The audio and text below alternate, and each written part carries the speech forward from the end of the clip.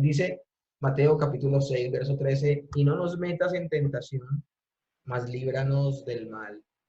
Y me llamó mucho la atención esa foto porque nosotros como la iglesia de Cristo, como su novia, debemos tener las botas puestas, tenemos que estar en pie de lucha. Pero pues lamentablemente por que la iglesia se ha mantenido como tan al margen de un gran sector, no digo toda, pero sí un gran sector de la iglesia se ha mantenido como al margen de las escrituras, no ha sido mucho el estudio responsable y minucioso de las mismas, ha tenido como esta verdad espiritual de que hay un conflicto, se ha desdibujado un poco, ¿no? Y hay dos tendencias muy marcadas al interior de la iglesia contemporánea, y una es un énfasis absoluto en todo lo maligno, en todo lo demoníaco, y mejor dicho, de todo lo malo se le echa la culpa a Satanás. Y otro costado, otro exceso que también resulta vicioso y resulta pues terrible, es creer que los que han sido redimidos por el Señor ya de ninguna manera deben estar pendientes del ataque del diablo y lo ignoran. Entonces tenemos dos posturas que pueden llegar a ser, pueden llegar a perjudicar nuestro crecimiento al interior de la iglesia. Un sobreénfasis en las cosas demoníacas y sobre todo en el operar del diablo, pero también por otro lado un descuido absoluto de esta verdad. No nos metas en tentación, mas líbranos del mal. Versiones más antiguas dicen, líbranos del maligno. Entonces es importante que tengamos en cuenta el día de hoy el tema. Hermanos, ya hemos visto, santificado sea tu nombre, venga tu reino, hágase tu voluntad como en el cielo, así también en la tierra. El pan nuestro de cada día, danoslo hoy. Y perdona nuestras deudas como también nosotros perdonamos a nuestros deudores. Por eso, en el orden orgánico y normal que tiene esta oración, entramos al verso 13. Y esta es la sexta verdad, la sexta petición que hay al interior de la oración. Las primeras tres con respecto a Dios, ahora estas otras tres, finalizando con la del día de hoy, oraciones con respecto a nuestras propias necesidades. Vamos a hacer algo bien interesante. Como este tema, y quiero dejarlo claro desde el inicio, este tema es extenso. Este tema, si lo vamos a abarcar de manera minuciosa, tenemos que recurrir al texto que por excelencia nos va a poder dar a entender varias cositas acerca de, de estas dos facetas de la necesidad que tenemos como creyentes, como hijos de Dios, de protección. Ya vimos que el Señor suple nuestras necesidades básicas materiales, que también nos perdona y nos capacita para perdonar, pero ahora también vamos a ver que nosotros como hijos de Dios, como criaturas dependientes absolutamente de Dios, tenemos una necesidad de parte de Él de protección. A pesar de que seamos creyentes, el Señor debe seguir protegiéndonos de las obras de Satanás, porque aún de alguna manera Satanás puede estropear o estorbar la obra que Dios está haciendo en nuestras vidas. Y por eso es que se vuelve tan preponderante que en la oración modelo, en el Padre Nuestro, en la oración de los discípulos, también podamos tener en cuenta en nuestras oraciones el pedir por la protección del Señor. Y por esa razón vamos a hacer una transición de Mateo capítulo 6, verso 13, a Efesios capítulo 6. Y vamos a ver una buena porción de Efesios 6 que habla precisamente de este conflicto espiritual. En los tres primeros capítulos, el apóstol Pablo, en la epístola de los Efesios, ha presentado las riquezas que nuestro Dios ha dado a su iglesia, a nosotros, los creyentes, y nos ha mostrado que somos inmensamente ricos. A partir del capítulo 4, el apóstol Pablo exhorta a la iglesia a que viva de manera acorde a lo que Dios ha hecho y ha dado a su iglesia, que es vivir en el Espíritu. Y el énfasis es la santidad precisamente de la iglesia, del pueblo de Dios, que es el fruto de la obra de salvación de nuestro Señor Jesucristo, la cual fue realizada en nosotros. Y por esa razón, por vivir una vida llenos del Espíritu, nos veremos abocados de manera natural a mortificar el remanente de pecado que vive en nuestro ser y que el control del Espíritu Santo dirija todas las áreas de nuestra vida. Para este camino de santificación es importantísimo contar con la protección de Dios, porque si nosotros ignoramos estas verdades de este conflicto, corremos el peligro, escúchenme bien, de estropear ese propósito de santidad. El Señor dice que no ignoremos las maquinaciones del diablo, debemos tener cuidado. Y es por eso que el apóstol Pablo no puede finalizar esta maravillosa epístola como es la de los Efesios, sin advertir la guerra que el cristiano debe luchar no solo contra su naturaleza pecaminosa, sino que también una batalla que debe luchar contra Satanás y su ejército, sus huestes espirituales de maldad. Entonces debemos entender, hay una guerra que libramos interna con ese remanente de pecado que aún permanece en nosotros, pero también luchamos una guerra externa con esos seres espirituales de maldad que buscan que la obra que Dios ha comenzado en nuestras vidas no la pueda perfeccionar. Ahora, es interesante porque vamos a ir precisamente de esa manera natural, vamos a dividir este seminario, podría decirse que vamos a comenzar dentro del culto de oración. Vamos a comenzar este seminario de guerra espiritual. Vamos a hablar qué es verdad y qué no es verdad de todo lo que se nos ha dicho acerca de la guerra espiritual. No lo vamos a poder cubrir todo el día de hoy. Hoy hasta el día de hoy vamos a hablar de un pequeño inicio, que nos va a llevar varios cultos de oración este tema, mis hermanos. Pero leamos el texto para que sepamos qué es lo que vamos a estar abordando en los próximos lunes en el culto de oración. Efesios capítulo 6 del 10 al 20 dice: por lo demás, hermanos míos, fortaleceos en el Señor y en el poder de su fuerza, vestidos de toda la armadura de Dios para que podáis estar firmes contra las acechanzas del diablo.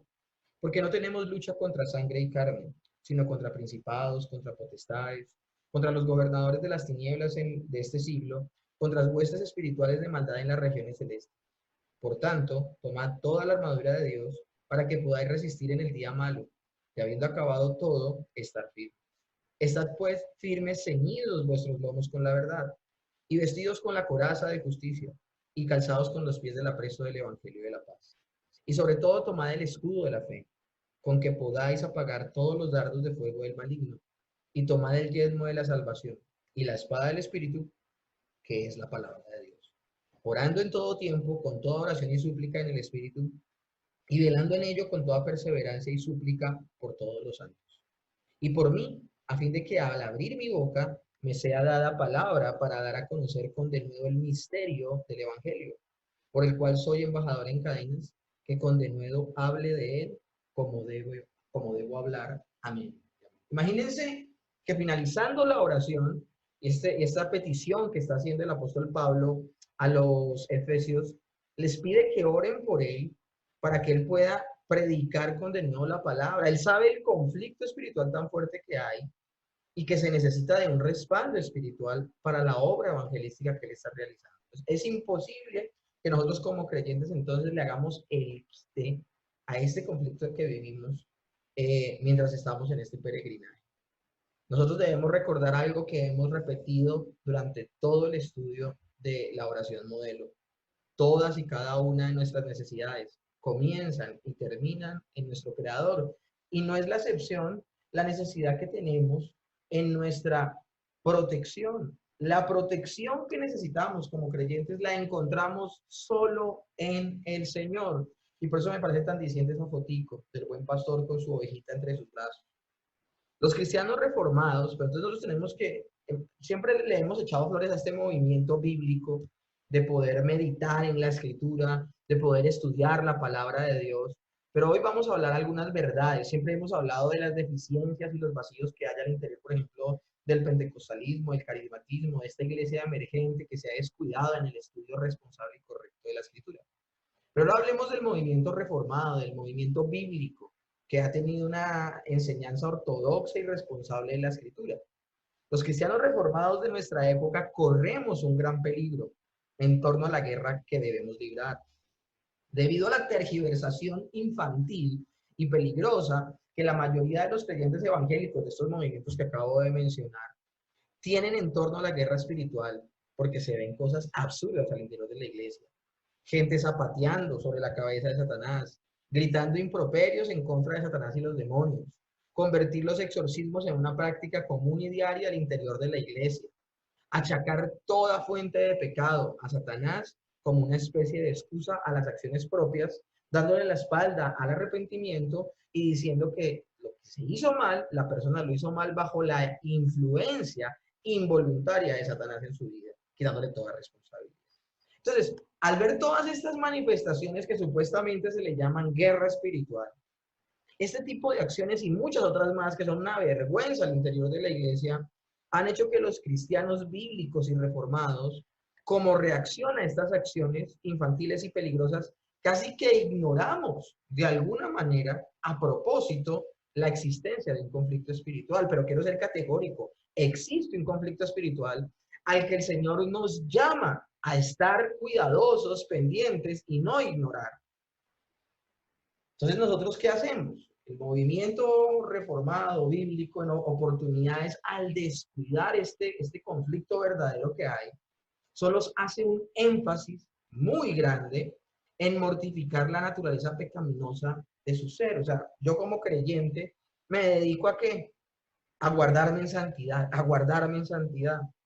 Y centro todo, si el día de mañana llego a caer o cualquier cosa, centro en mi responsabilidad, mi camino de santidad. Y eso está bien, pero mis hermanos, así como se exagera y se cae en un error al decir que en todo está Satanás y que Satanás tiene la culpa de la caída de todas las personas, porque es que la persona no quería caer, pero Satanás la tomó por un momento e involuntariamente pecó. Así como eso está incorrecto y terriblemente mal, también mis hermanos está, y miren la palabra que voy a usar, también está terriblemente mal solo enfocarme en mi responsabilidad como creyente e ignorar que puede haber un ataque espiritual hacia mi deseo de santificación que me pueda llevar a la frustración por darme cuenta que por más que yo lo quiera hacer solo en mis fuerzas, pueda yo pecar. Los cristianos estamos entonces obligados a atender todo el consejo de Dios. Y el Señor es categórico. Él le dice, Él nos dice a nosotros a través de los apóstoles, no ignoren las maquinaciones del diablo. Satanás anda como león rugiente buscando a quien devorar. A los incrédulos ya los tiene engañados. Los incrédulos ya le pertenecen. Textos como león rugiente buscando a quien devorar está hablando de un ataque de Satanás sobre los creyentes y tenemos que tener mucho cuidado de eso. Entonces, como decía mi abuelita, debemos no permitir la exageración en nuestras vidas. Y por esa razón vamos a meditar en algo bien importante el día de hoy. Es muy diciente que el apóstol Pablo, después de exponer todo lo correspondiente a una vida que se ajusta a la voluntad de Dios en la carta a los Efesios, que es la vida en santidad, una vida acorde a nuestro llamado, no puede finalizar la carta sin exponer esa lucha real con el diablo y las huestes de maldad en la que estamos en medio y la que inexorablemente vamos a enfrentar.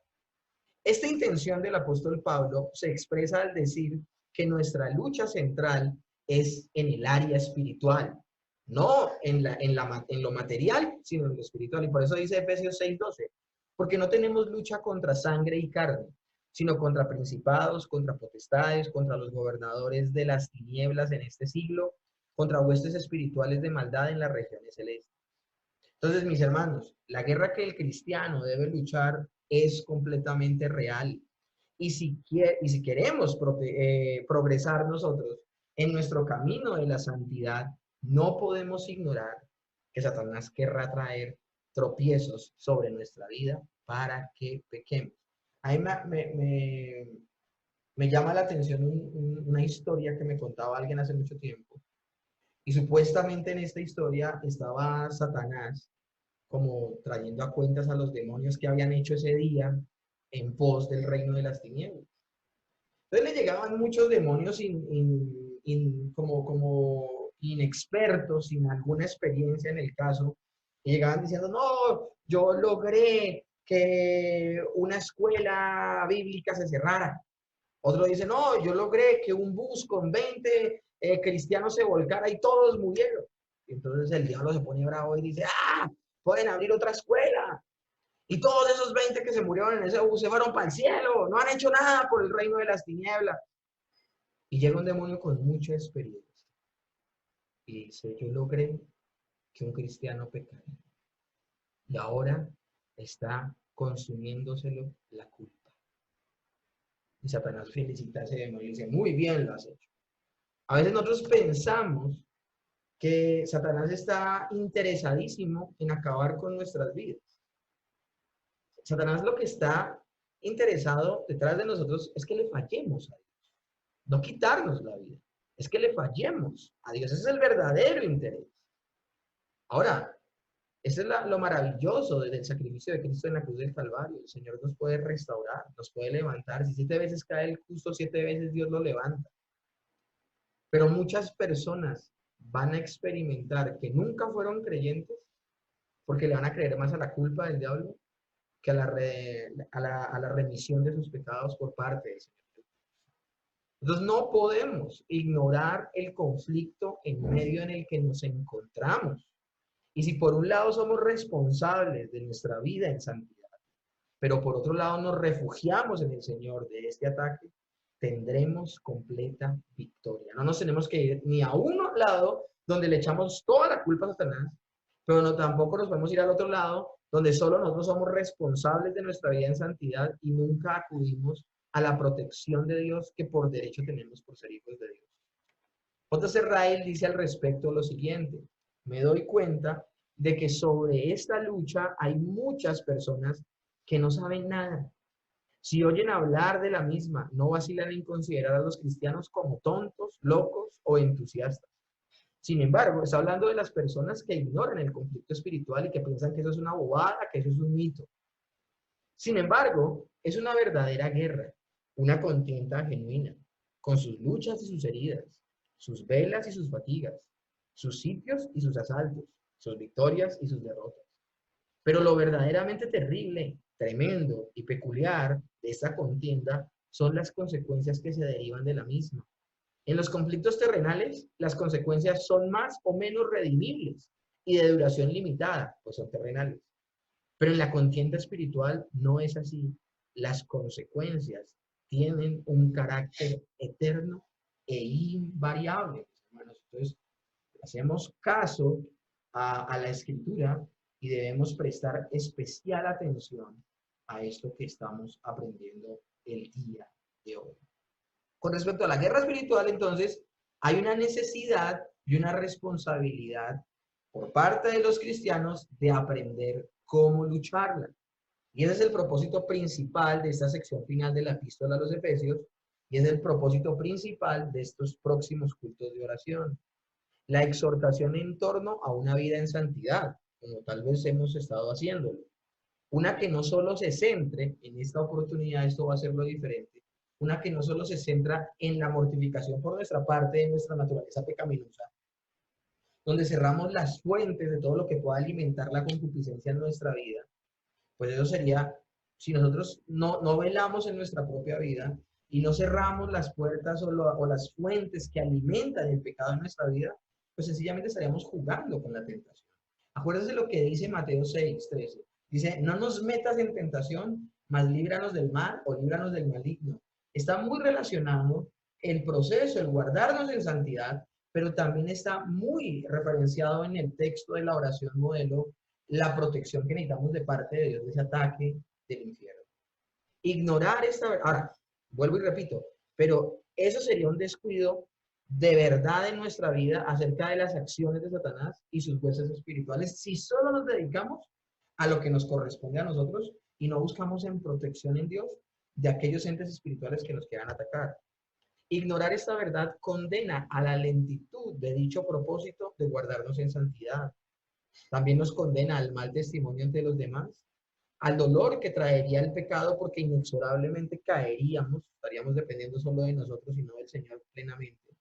Y peor aún, a que el nombre de Cristo sea de alguna manera mancillado por no depender en este aspecto de nuestra santidad y de mantenernos fieles en todo este peregrinaje en Dios por no recurrir a su ayuda.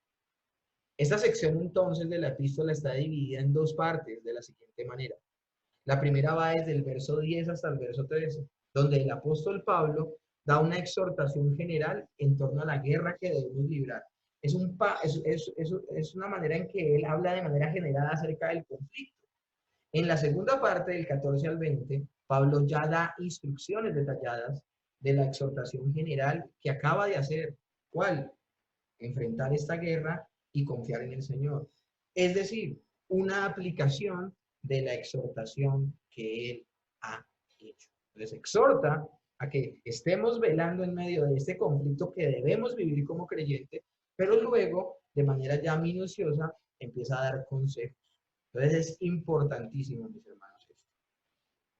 La primera sección en la que el apóstol Pablo hace una exhortación general, vamos a poderla a su vez subdividir de la siguiente manera. La primera parte es subdividida de la siguiente manera. Primero, el apóstol Pablo nos dice cómo debemos prepararnos para la batalla. Efesios 6, el verso 10, la parte B. Fortaleceos en el Señor y en el poder de su fuerza. Es un énfasis. Y en el verso 11 dice, vestíos de toda la armadura. Y luego de describir la armadura dice, por tanto, tomad toda la armadura de Dios. Ahora, la segunda parte, él provee la razón por la cual da el llamado a esta batalla. Miren lo que dice desde el verso 11b al 12. Para que podáis estar firmes contra las acechanzas del diablo. Porque no tenemos lucha contra sangre y carne, sino contra principados, contra potestades, contra los gobernadores de las tinieblas de este siglo, contra huestes espirituales de maldad en las regiones celestes. Entonces vuelvo a repetirles. La primera parte nos dice cómo debemos prepararnos para la batalla. Y en la segunda, él provee la razón por la cual está haciendo un llamado para enfrentar esa batalla. Entonces esto va a ser muy interesante, mis hermanos.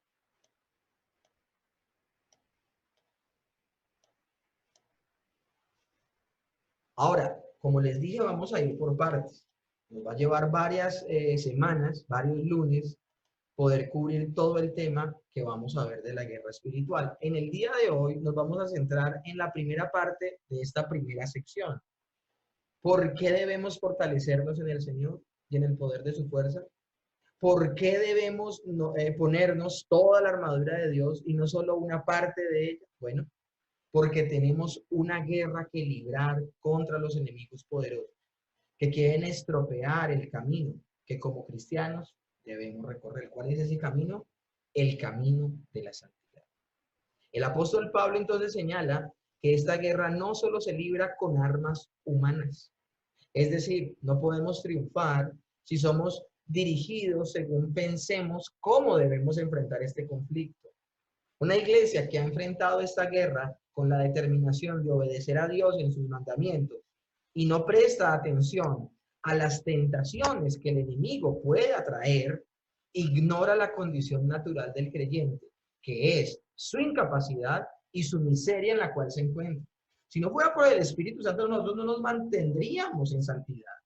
Entonces, por esa razón es que desde el principio de la presentación les he dicho que se hace la tarea incompleta cuando yo enfrento el vivir para la gloria de Dios y vivir en santidad solo mortificando el pecado que habita dentro de mí. No, también debo descansar en el Señor y pedirle ayuda por lo que pueda venir más adelante de parte del enemigo. Ahora, otros enfrentan de otra manera esto de cumplir su propósito para la santidad. Yo hablaba del pueblo reformado, hablaba de la iglesia bíblica, que a veces como nos enfocamos solamente en nuestra parte, en nuestra responsabilidad, después de que hemos nacido de nuevo, de no caer, de no pecar. Pero mis hermanos, hay otra sección, otra porción de la iglesia histórica que ha acudido a otra forma para guardarse en santidad. Y hablo de la iglesia tradicional y también en muchos aspectos aún la iglesia protestante ha caído en esto que se llama el ascetismo religioso. Y es la actitud religiosa mediante la mortificación que pretende llegar a la superación de las tendencias sensibles del placer y del dolor y cultivar únicamente los caminos del espíritu. Ustedes dirán que tiene de diferente esto con lo otro que nombraba al principio. De pronto el pueblo reformado y bíblico ha acudido a las escrituras, a la lectura de la palabra, a la oración y precisamente a entender su naturaleza para poder vivir una vida en santidad. ¿Qué milla le falta? ¿Qué milla nos falta? Y por eso el seminario de guerra espiritual. Nos falta entender que hay cosas, hay ataques que nos pueden superar y por eso necesitamos la ayuda de Dios, que Él nos diga cuál es ese conflicto cómo afrontarlo y qué armas usar. O sea, tenemos que estar conscientes del conflicto. Pero es que hay otra sección que no solamente ha ignorado el conflicto, como lo hemos hecho, lo hemos podido de pronto hacer algunos, sino que lo que han hecho es huir del conflicto, encerrándose, yéndose lejos.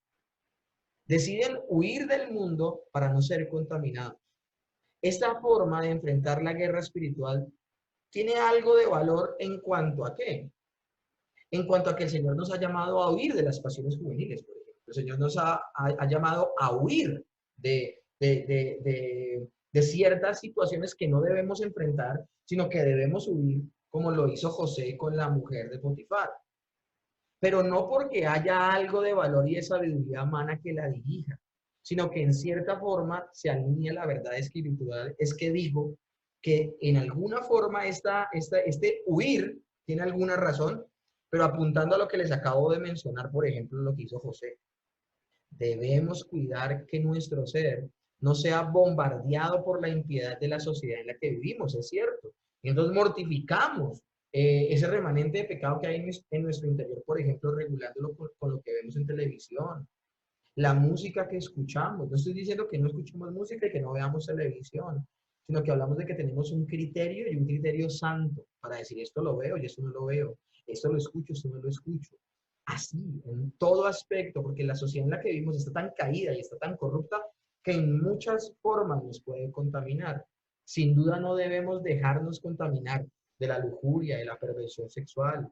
Aquellos que constantemente están expuestos nuestros ojos por la sociedad misma en la que vivimos. En ese sentido, huir de estas pasiones y de estas tentaciones y de estas fuentes de maldad está muy bien, obligando a nuestro ser a rechazar la insinuación de contemplar el pecado, de admirarlo y aún de consumarlo.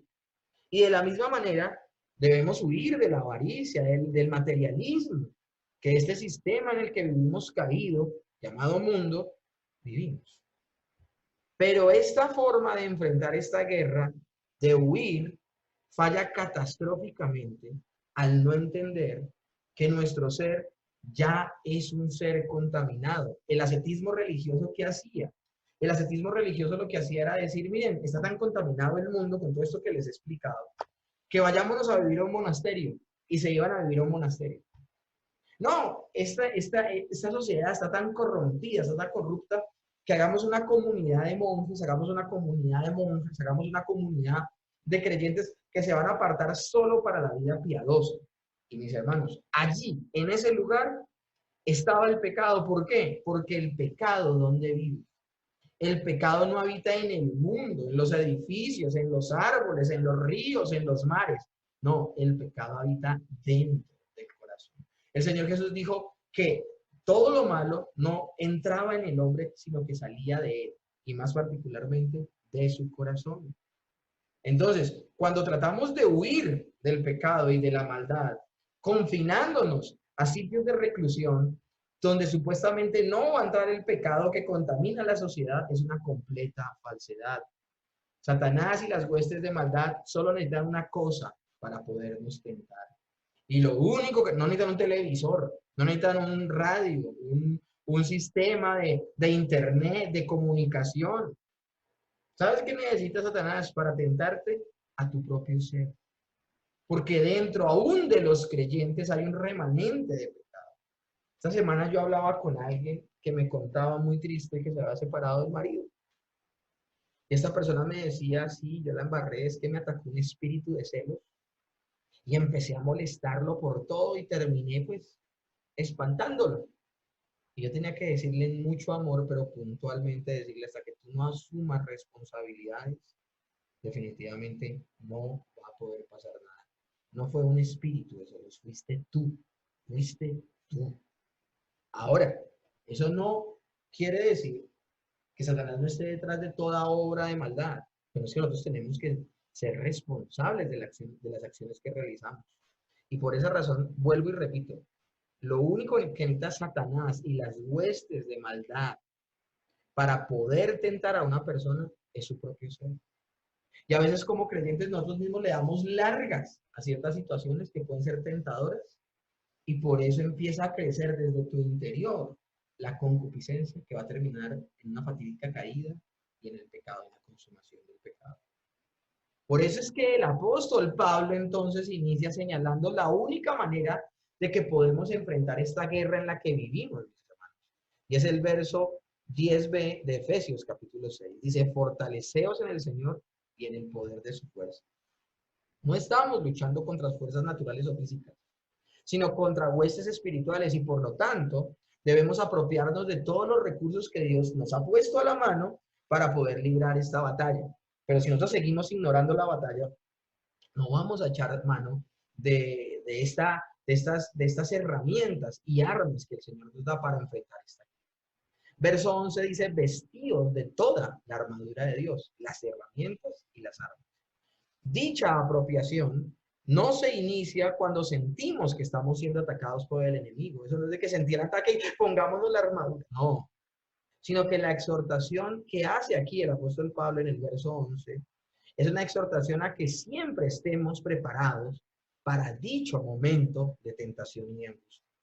Efesios 13 dice, por tanto, tomad toda la armadura de Dios para que podáis resistir en el día malo y habiendo acabado todo, estar firmes.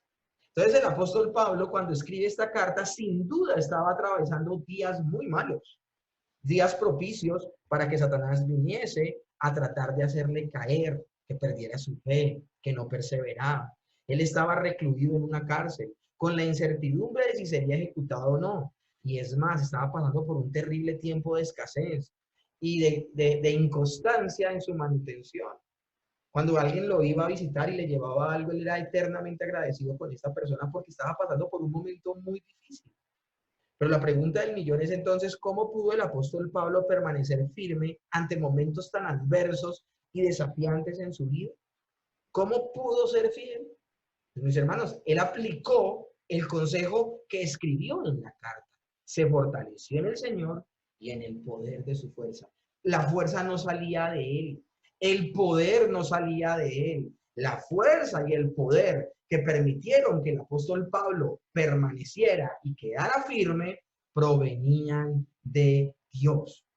¿Qué significa? Entonces, esto que acabamos de declarar, significa que había crecido el apóstol Pablo en torno a la imagen de Cristo. Ahora lo que vivía, lo vivía en el poder de Dios y no en su propio poder, que era ninguno. En una carta escrita en ese mismo periodo de tiempo, desde la cárcel, Pablo le dice a los filipenses, Filipenses capítulo 4, del 10 al 13 dice, en gran manera me gocé en el Señor, de que ya al fin habéis revivido vuestro cuidado de mí. Estaba descuidado el apóstol Pablo, olvidado, de lo cual también estabais solícitos, pero faltaba la oportunidad. No lo digo porque tenga escasez, pues he aprendido a contentarme, cualquier sea mi situación. Sé vivir humildemente y sé tener abundancia. Todo y en todo, por todo y en todo he sido enseñado. Así para estar saciado como para tener hambre. Así para tener abundancia o como para padecer escasez. Todo lo puedo en Cristo que me fortalece. Literalmente lo que él trató de decir fue, todo lo puedo en aquel que me fortalece. Mis hermanos, ¿cuántas veces hemos citado este texto y ni teníamos idea por lo que estaba pasando el apóstol Pablo y a lo que se refería? Juan capítulo 15:5 también hace un gran énfasis y habla de que nosotros dependemos completa y absolutamente de Dios, aún para enfrentar este conflicto espiritual en el medio en que vive el creyente. Dice, yo soy la vid, vosotros los pámpanos. El que permanece en mí y yo en él, este lleva mucho fruto. Porque separados de mí, nada podéis hacer. Pues es un craso error por parte de la iglesia bíblica que nos enfoquemos solo en la parte de responsabilidad que nos compite de vivir en santidad, si ignoramos que también hay fuerzas espirituales oscuras que buscan nuestra caída. Debemos hacer la obra completa y debemos aceptar y abrazar el completo consejo de Dios. Nos fortalecemos en el Señor y en el poder de su fuerza al crecer a la imagen de nuestro Señor Jesucristo, al crecer en santidad. Esa parte la hemos venido haciendo. Pero también crecemos en santidad a través de los medios de gracia que el Señor ha dado a su iglesia, a través de la oración, a través del conocimiento de la palabra y la obediencia a la misma, en la comunión con los hermanos en la fe y celebrando las ordenanzas del Señor como son la cena y el bautismo. Maravilloso. Alguien podría decir, yo todo esto lo he hecho, qué maravilla, una bendición. A través de todo esto el Señor te guarda en santidad. Pero lo interesante es que Pablo dice, prepárate para el día malo.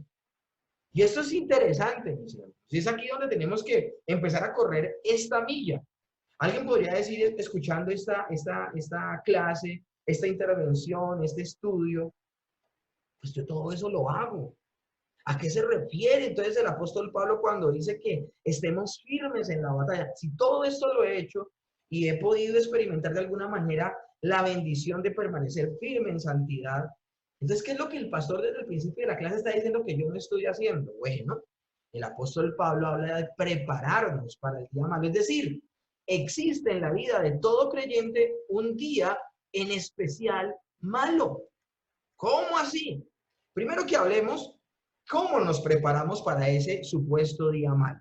Efesios 6:11 dice, vestidos de toda la armadura de Dios, para que podáis estar firmes contra las acechanzas del diablo. Entonces, él habla de dos elementos aquí. Habla de ponerse la armadura para estar firmes en el ataque que está planeando Satanás hacer contra el creyente. Y en el verso 13 dice, por tanto, tomad toda la armadura de Dios para que podáis resistir en el día malo, y habiendo acabado todo esto, estar firmes. John MacArthur dice, la armadura de Dios es el equipo y la indumentaria que acompaña al cristiano toda su vida.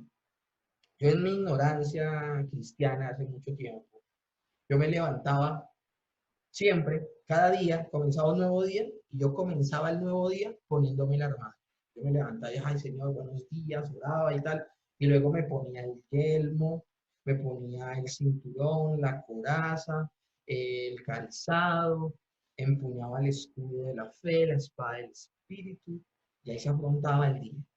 Mis hermanos, si vamos a seguir el consejo de John MacArthur de tener todo el tiempo puesta la armadura de Dios, primero que todo tenemos que entender algo, y es que la armadura de Dios se refiere a Cristo, habla de estar revestidos de Cristo. Y tú nunca, el creyente, nunca debe dejar de estar revestido de Cristo. No es algo que yo hago todas las mañanas. Es algo que yo debía haber hecho desde que me convertí, debe haber una conciencia en mi ser, una conciencia de entender que yo siempre estoy revestido de Cristo. Porque como acabamos de leerlo en Juan 15:5, apartados de él que nada podemos hacer. Y es en ese orden de ideas que crecemos en santidad, caminamos el camino de la madurez cristiana y crecemos a la imagen del Señor Jesucristo, porque en ese momento en que estamos revestidos de Cristo, es el momento en que nosotros menguamos y Él crece. Esa es la respuesta. Seríamos muy torpes en ignorar entonces esta exhortación que hace el apóstol Pablo. Y sería un acto de negligencia, aún de ser perezosos y pasivos, el que nos corresponda vestirnos de Cristo y no lo hagamos. El apóstol Pablo ya ha descrito la sociedad en la cual vivimos. Miren, Efesios 2, del 1 al 2, describe la sociedad en la que vivimos.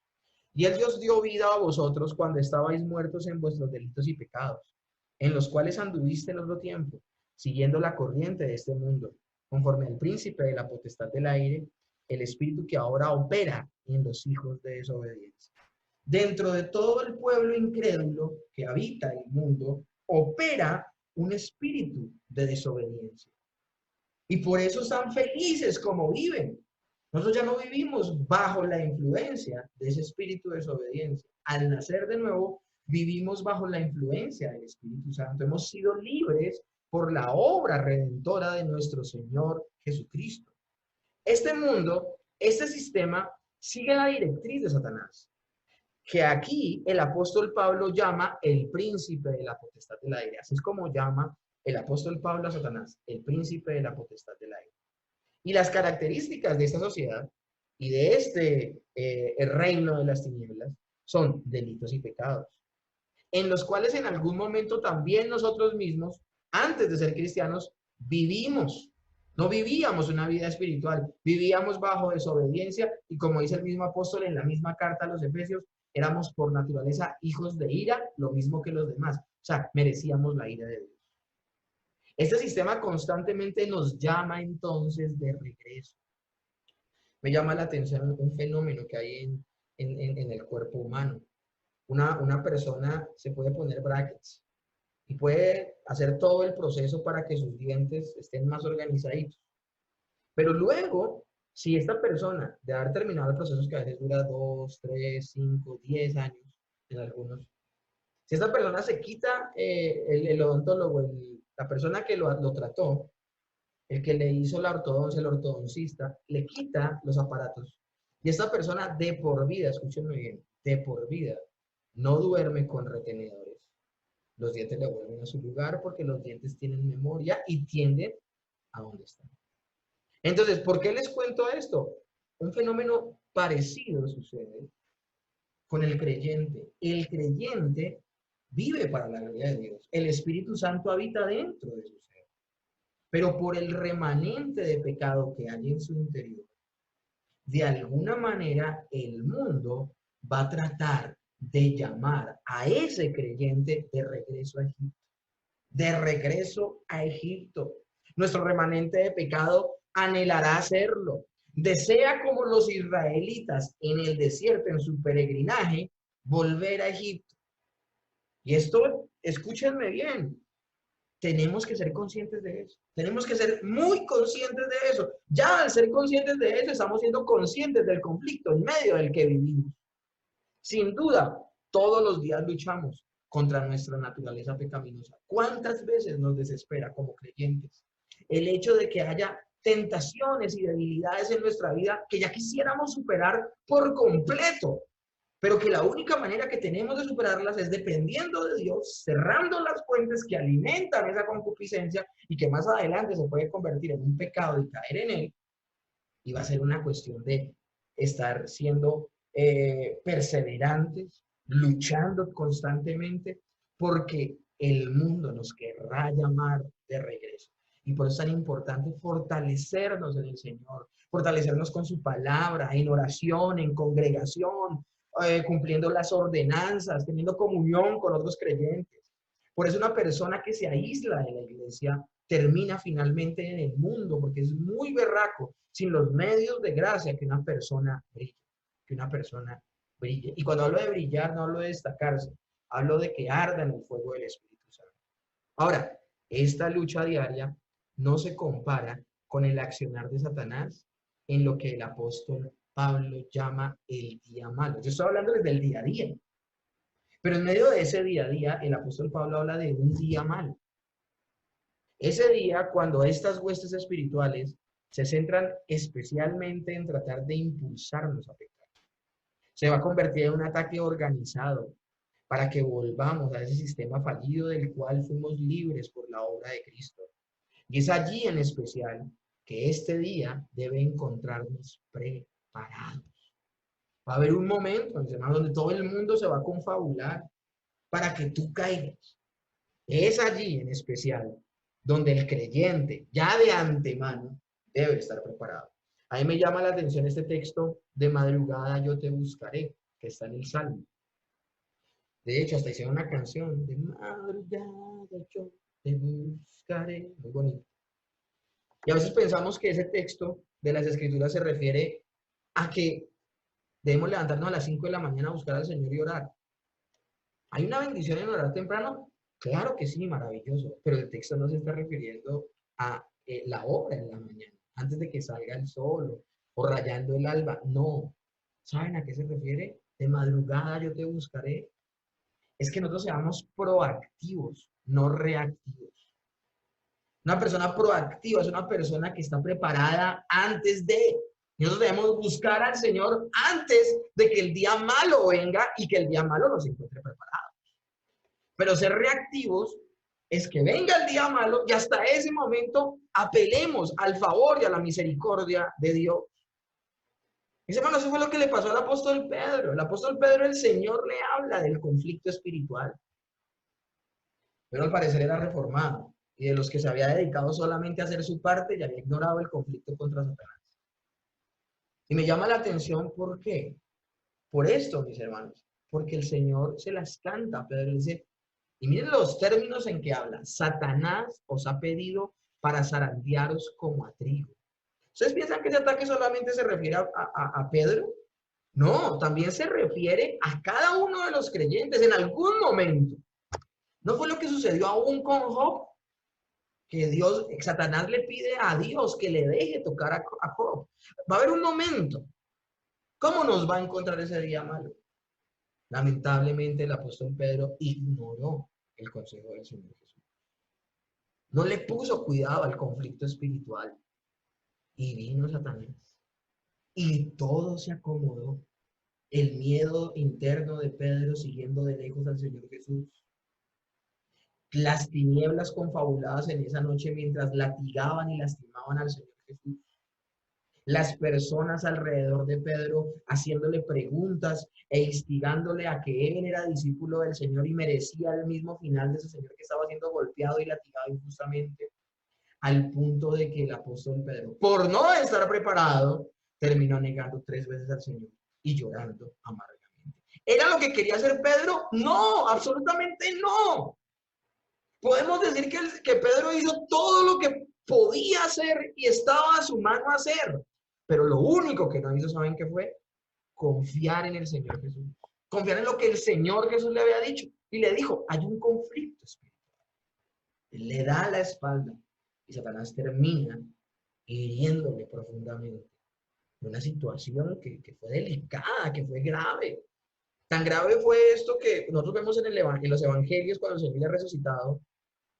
Le dice a las mujeres, esto es increíble, ya resucitado le dice a las mujeres, díganle a mis discípulos y a Pedro que tal cosa, y les da una directriz.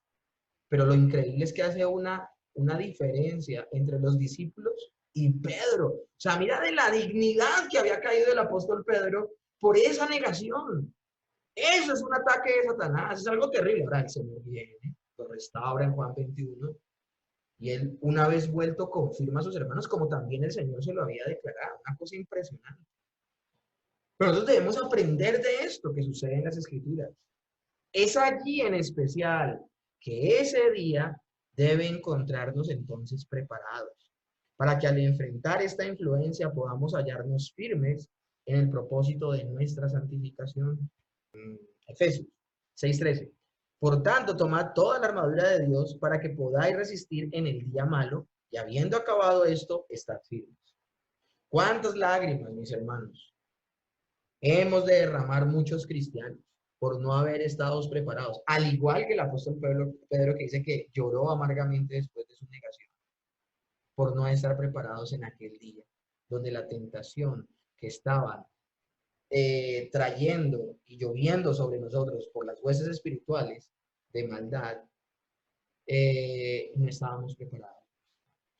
Mateo 7:24 dice, cualquiera pues que me oye estas palabras y las hace, le compararé a un hombre prudente que edificó su casa sobre la roca. Descendió lluvias y vinieron ríos y soplaron vientos y golpearon contra aquella casa y no cayó porque estaba fundada sobre la roca. Pero cualquiera que me oye estas palabras y no las hace, les compararé a un hombre insensato que edificó su casa sobre la arena y descendió lluvias y vinieron ríos y soplaron vientos y dieron con ímpetu contra aquella casa y cayó y fue grande su ruina. Mis hermanos, ¿cuántas personas yo he escuchado que dicen, no, es que yo soy muy débil, es que no puedo dejar de hacer esto? Con una persona que no puede dejar una actividad pecaminosa, hay dos situaciones que están sucediendo allí. Y una es una completa contradicción, porque una persona que ha nacido de nuevo no ama el pecado, así de sencillo. Entonces existe una contradicción allí. Y la única manera, la única manera que no existe una contradicción es o esta persona no es creyente y por eso sigue viviendo en pecado, o esta persona es creyente y opondrá fuerza, se opondrá a ese remanente de pecado que hay en su interior por la obra del Espíritu Santo en su vida y se mantendrá firme en el día malo. Entonces Pedro no era creyente, claro que era creyente. A lo que me estoy refiriendo, mis hermanos, es que yo no puedo caer cada vez que venga un día malo, porque ya no sería un acontecimiento, sino sería un episodio repetitivo en tu vida. Y eso sencillamente te estaría gritando en la cara, ojo, porque tal vez tu conversión no es genuina. Un creyente genuino permanece firme en su propósito de vivir para la gloria de Dios. No estoy hablando de que seamos perfectos, no somos productos terminados, pero tampoco se trata de que aquí, escondiéndonos detrás del remanente de pecado, empezamos a permitir y a ser permisivos en cuanta cosa mala hagamos. No, nosotros no podemos ser incoherentes. Si decimos pertenecer a Él, dice el apóstol Pablo, debemos andar como Él anduvo, se lo dijo el apóstol Pablo a Timoteo. El día entonces malo llegará en la forma en que tal vez menos nosotros esperemos.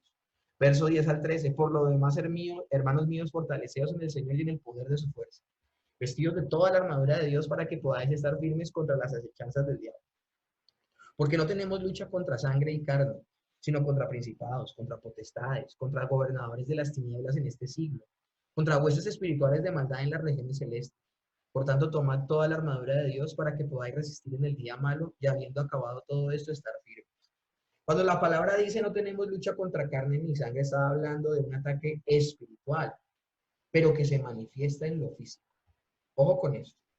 Y cuando hablamos de que se manifiesta en lo físico, son cosas pequeñas, las que pueden presentarse en aquel día malo, pero que si les damos cabida a esas cosas pequeñas, como lo dice también la escritura, pequeñas zorras que acaban las mejores viñas, si no estamos fortalecidos en el poder de la fuerza de Dios, no estamos vigilantes y no discernimos entre lo bueno y lo malo, lo que aparentemente puede ser bueno o no peligroso, puede convertirse en algo muy peligroso. Estas pequeñas actividades entrarán y traerán deshonra al nombre de Cristo y también traerán dolor, tragedia a tu vida. ¿Qué tal en el trabajo que Satanás se te apareciera a ti utilizando un compañero o una compañera de trabajo? Dar espacio a un coqueteo con una compañera o con un compañero, traicionando primeramente a Dios y al cónyuge con el cual estás unido hace rato. Una pequeña aceptación a la falsedad en la integridad de nuestras labores que lleven al engaño o al robo. Una pequeña tentación a disponer del día del Señor, por ejemplo, para cosas personales. Es decir, este domingo no fuimos a la iglesia porque teníamos precisamente una actividad con alguien. Bueno, cuando podíamos, ahorita que estamos encerrados. Pero de pronto se pasa por la cabeza, no, pero es que hasta ahora hay un evento en línea importantísimo, más importante que la congregación. Y que esto derive, ya que no solamente un domingo, sino otro y otro y otro, y finalmente terminaste alejado de la iglesia, porque empezaste a traer actividades que reemplazaron tu tiempo de búsqueda con Dios. Ahora, mis hermanos, estos son solo ejemplos muy sutiles, pero poderosos, de lo que son tentaciones por parte del enemigo y esas huestes de maldad espirituales, invisibles, pero que se manifiestan en cosas materiales o visibles, en contra de los creyentes. Creyentes que lastimosamente por ignorar esta batalla y esta guerra son ingenuos, no se preparan para afrontar dicha batalla y terminan vencidos por el mal. El Señor nos está invitando, de hecho nos está exhortando a través de la carta del apóstol Pablo a que nos mantengamos firmes en el poder de su fuerza. La guerra espiritual no consiste en que Satanás se te aparezca con cachos y cola por la noche y con un despliegue terrorífico de niebla y de muertos vivientes. No, la guerra espiritual es la guerra por tu ser, por tu integridad, por tu madurez en Cristo. De hecho, la guerra espiritual comienza en tu mente, comienza en tus emociones y se traduce la victoria o la derrota en tus obras, en tu voluntad. Ahora, el adversario también es mencionado. El apóstol Pedro, que vivió la derrota al confiar en sí mismo, tiempo después le escribe a la iglesia. Él aprendió la lección. Primera de Pedro 5, del 6 al 9 dice, humillaos pues bajo la poderosa mano de Dios, para que Él os exalte cuando fuere tiempo, echando toda vuestra ansiedad sobre Él, porque Él tiene cuidado de vosotros. Sed sobrios y velad, porque vuestro adversario el diablo, como león rugiente, anda alrededor buscando a quien devorar, al cual resistid firmes en la fe, sabiendo que los mismos padecimientos se van cumpliendo en vuestros hermanos en todo el mundo. Mis hermanos, el apóstol Pablo dice, ¿quieres permanecer firme en el día malo? Bueno, entonces, Fortaleceos en el Señor y en el poder de su fuerza. Vístete de Cristo, de toda la armadura de Dios. Aprópiate de todo lo que Dios te ha dado para poder afrontar esta guerra. Guerra en la que inexorablemente vamos a estar involucrados mientras estamos en este peregrinaje temporal. Esto es lo que a grosso modo el apóstol Pablo está exhortando en lo que podría darle nombre como la llamada batalla espiritual. Y nosotros hemos sido llamados a ser parte activa de esa batalla.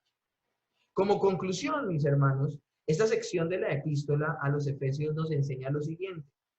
La vida cristiana es una guerra, es una lucha. Ahí me llama poderosamente la atención que uno piensa que uno conoció al Señor fue para descansar. Sí, uno descansa en Él. Pero el hecho de estar en este peregrinaje temporal, en este mundo caído y en este breve espacio de tiempo que para algunos será 80, 100 años, para otros será más corto, para unos más largo, pero estamos en medio de ese conflicto, nosotros no podemos bajar la guardia, tenemos que seguir batallando. Nuestro verdadero descanso y absoluto reposo será en la gloria. Pero aquí tenemos que seguir estando bien pendientes porque aún sigue con vida Satanás, aún sigue pasando factura del pecado y la muerte. Llegará un momento donde la obra consumada de Cristo en la cruz del Calvario será plena cronológicamente hablando, porque ya fue plena. Pero estamos esperando es el tiempo de que se cumplan ciertas cosas. Y en la segunda venida de Cristo desaparecerá la muerte y la maldad. Dice la palabra que el Señor venció a Satanás y vencerá por completo. En su segunda venida hará evidente, más bien, porque ya venció completamente a Satanás. Sencillamente en su segunda venida hará evidente esto. Pero mientras eso ocurre, mientras el creyente vive en la gloria con Dios y ya no habrá muerte, ya no habrá tristeza, ya no habrá dolor, ya no habrá pecado, el creyente ya no podrá pecar, será perfecto, será maravilloso. Hasta ese momento, en este mundo caído, sí debemos estar constantemente con la guardia arriba, descansando en el Señor, fortalecidos en Él y en el poder de su fuerza. La vida cristiana es una guerra, es una lucha. El cristiano vive en territorio enemigo, en su peregrinaje y debe estar batallando. Eso es el mundo, vivir en territorio enemigo. Esta es una guerra que todo cristiano debe luchar y ninguno puede darle la espalda. Este pasaje enseña que la iglesia cristiana no es una clínica para sanar corazones heridos, sino un cuartel de guerra que equipa soldados para la batalla. El camino de santidad está muy lejos del facilismo, hermanos. Un camino de sudor y de esfuerzo. Aunque por gracia somos salvos, en la santidad y en el proceso de santificación tenemos un papel activo, mis hermanos. Sí, todo lo hizo Dios para hacernos santos, pero también tenemos que esforzarnos en la fe para poder vivir en santidad. El camino de santidad está muy lejos del facilismo, vuelvo y repito. Es un camino de sudor y esfuerzo. El diablo y su maldad peleará hasta el fin de nuestros días. Peleará con nosotros hasta nuestro lecho de muerte. Así que, hermanos, fortalezcámonos en el Señor y en el poder de su fuerza. Pongamos toda la armadura de Dios, pongamos toda la armadura de Dios, porque nuestra lucha no es contra las entidades físicas, sino contra entidades espirituales poderosas. En otras palabras, tenemos que ocuparnos de nuestra salvación con temor y temblor. Nosotros debemos crecer en santidad a través de los medios de gracia que ya mencioné en esta misma clase, para que cuando llegue el día malo permanezcamos firmes y fieles en el Señor. Ustedes se van a dar cuenta la diferencia. Yo creo que al día de hoy ya deben darse cuenta la diferencia que hay, de que nos coja una tentación bien fuerte, habiendo orado, habiendo leído la palabra, meditado en ella, cumplido en nuestra vida, teniendo comunión con Dios.